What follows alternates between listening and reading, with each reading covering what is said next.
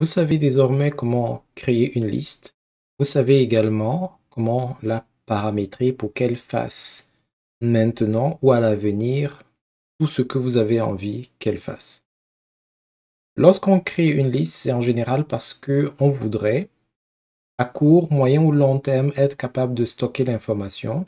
Puis l'information stockée, il faudra éventuellement être capable de l'afficher, de la modifier, de la traiter, etc. On va parler de tout ce qui est alimentation de la liste, c'est-à-dire comment est-ce qu'on peut faire pour nourrir la liste, pour lui ajouter des informations. Pour l'exercice, on va se diriger vers la liste intitulée Fonction publique canadienne 2022. Lorsque vous avez des informations à rajouter dans la liste, la manière la plus, j'allais dire, pas évidente, mais la plus immédiate de procéder pour pouvoir l'alimenter consiste à vous rendre au sein de la liste. Là, par exemple, je suis dans la liste Pension canadienne 2022. Puis, lorsque vous êtes dans la liste, vous cliquez sur le bouton Nouveau. Ce qui va se passer, c'est que ça va ouvrir un formulaire.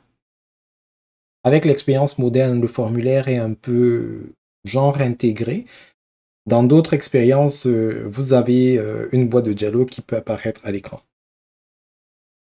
Lorsque cette boîte de dialogue apparaît, ou cette zone de saisie, ce que vous devez donc faire, c'est rentrer les informations qui correspondent à l'enregistrement que vous voulez mettre dans la liste.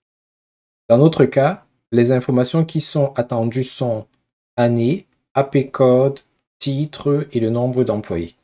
Éventuellement, on peut mettre des pièces jointes si jamais ça fait partie de la procédure, si jamais c'est pertinent, et surtout si la liste a cette option qui est activée. Donc, on peut par exemple mettre 2022, on peut mettre un code, on peut mettre le nom du ministère. Par exemple, je vais mettre Soka Wakata. C'est juste un exemple. Nous ne sommes pas encore un ministère. 15 000 employés. Et vous cliquez sur Enregistrer. Alors, comme vous pouvez le constater, cette façon de procéder est excellente. Si et seulement si vous devez rentrer les informations dans votre liste au fur et à mesure.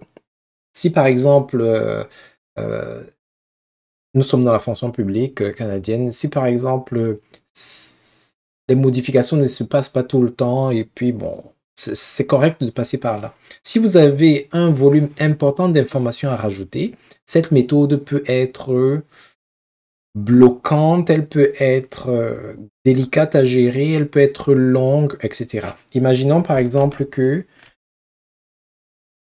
ce soit l'intégralité de ces informations que nous ayons à mettre. Bah, ce sera un peu compliqué d'y aller un enregistrement à la fois. Heureusement, il existe une autre façon de rentrer les informations au sein d'une liste. C'est ce qu'on appelle le mode grille.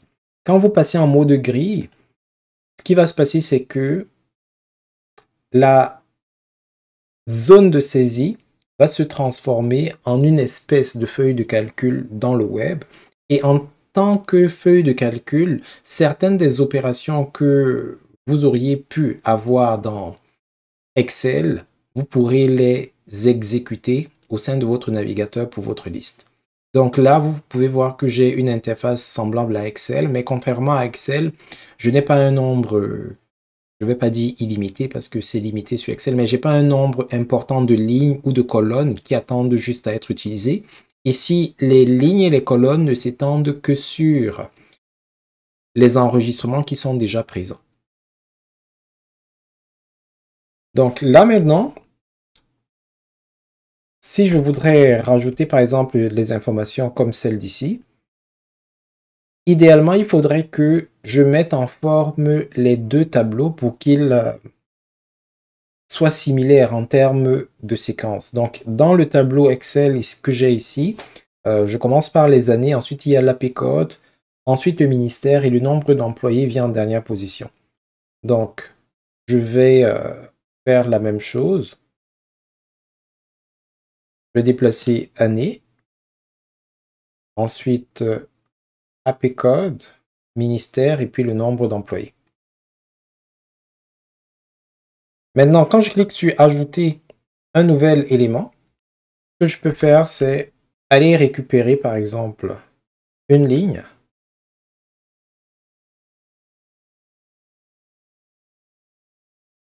Et venir coller ici au sein de mon interface. Si j'ai plusieurs lignes, je peux les sélectionner, les copier, cliquer sur ajouter un nouvel élément, sélectionner la ligne dans son intégralité et coller avec mon clavier, CTRL-V.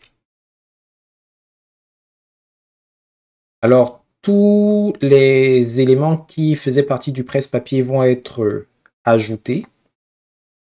Et lorsque je vais cliquer dans le vide,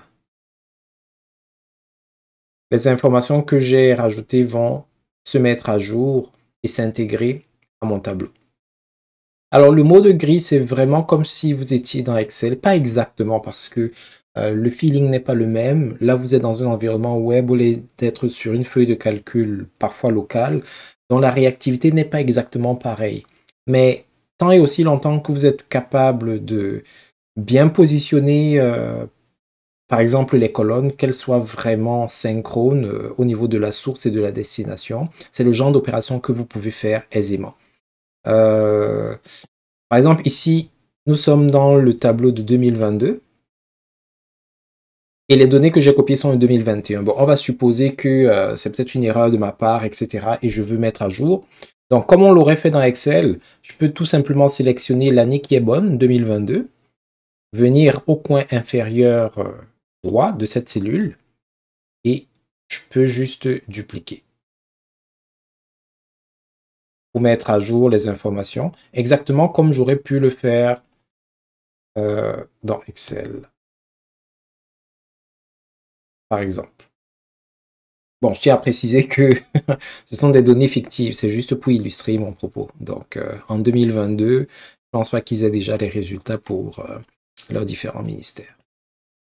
Lorsque vous êtes satisfait de votre travail, vous pouvez quitter le mode gris. Parce que n'oubliez pas, en mode gris, il y a des réactivités qui sont accrues au niveau des différentes zones et ça peut vous faire faire des erreurs ou des modifications non désirées. Donc, on va quitter le mode gris. Parce qu'il suffit que je clique ici. Là, je suis directement en mode modification à l'intérieur de cette cellule. Si je clique là, je suis directement en mode modification ici à l'intérieur. Et ça peut être potentiellement dangereux. Alors, je quitte le mode gris. Et quand je quitte le mode gris, je retrouve une interface classique.